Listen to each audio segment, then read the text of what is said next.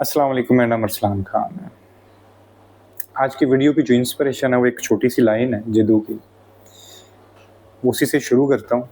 वो लाइन कुछ यूँ थी कि freedom is not about choosing, it's in seeing choice itself is a trap.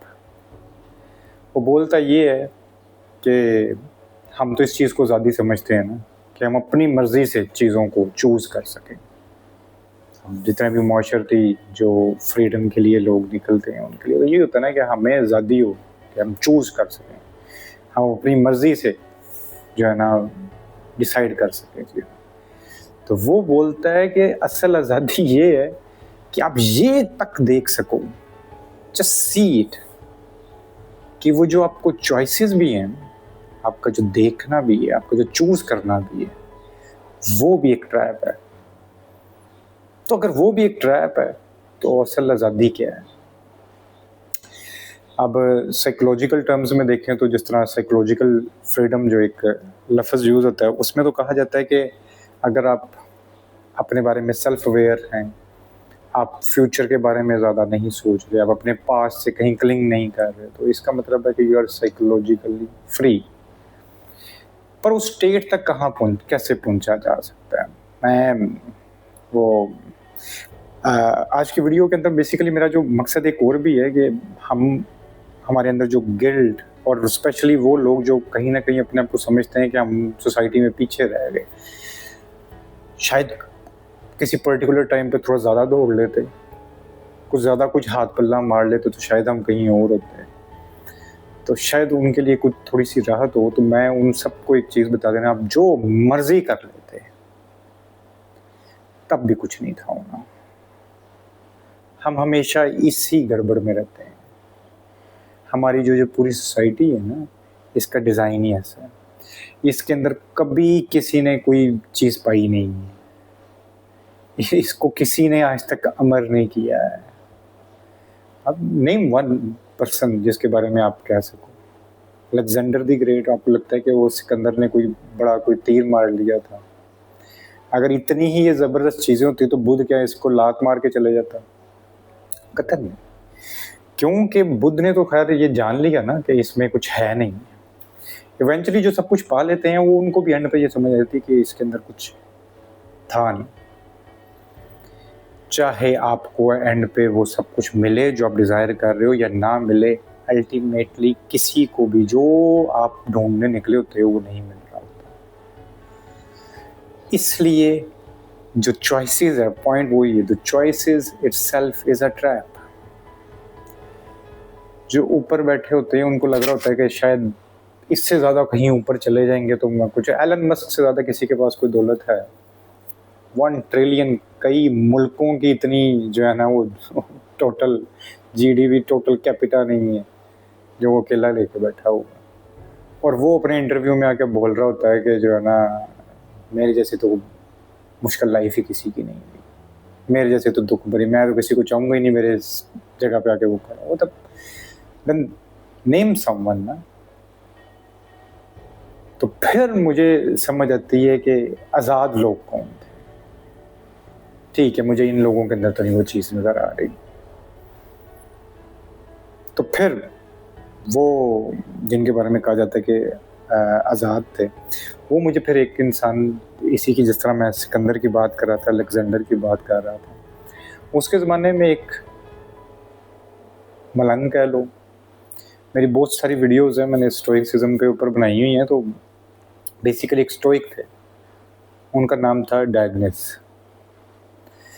तो डायग्नेस जो थे वो अपनी झोंपड़ी के अंदर बैठे होते थे। जो सिकंदर था उनसे बड़ा इंप्रेस था, वो अक्सर जो है वो उनके पास चला जाता होता था। तो वो डायग्नेस के पास एक दफ़ा जाता है सिकंदर। सर्दियाँ थी, धूप पड़ रही थी उस दिन, तो डायग्नेस अपनी झोंपड़ी के बाहर लेटा हुआ। तो सिकंदर जाता है और सिकंदर उसे जाके बोलता है कि कहते हैं मैं आपसे बड़ा मुतासिर हूँ और मैं आपको कुछ देना चाहता हूँ, आप दुनिया की कोई चीज़ मेरे से मांग लो, नेम एनीथिंग दुनिया की जो मैं आपको ला के दे सकता हूँ। मैं आपको ला दूंगा, बताएं आपको क्या चाहिए। तो डायगनिस्ट बोलता है कि सिर्फ तू मेरे सामने से पीछे हट जाए ताकि मुझे धूप आ जाए। इतनी डायगनिस्ट की एक और इस तरह की बात है कि जितनी आपकी ज़रूरियात छोटी होती हैं, कम होती हैं, उतनी ही अच्छी आपकी ज़िंदगी होती है। तो हम अगर आप बहुत गहरे में, मैं अक्सर वो मूवी का जिक्र करूँगा, फाइट क्लब का करूँगा, इनटू द वाइल्ड का करूँगा, तो उस सब के पीछे जो है ना एक मोटिव ये होता है, वो आपको यही सब कुछ बता रहे होते हैं कि हम किस हद तक ब्रेन वॉश्ड हैं, हमारे जो लाइफ गोल्स हैं वो किस हद तक मैनिपुलेटिव हैं, और अल्टीमेटली हमारी जो मेंटल हेल्थ है उसकी तबाही का सबसे बड़ा जिम्मेदार यही है, यही सब कुछ है।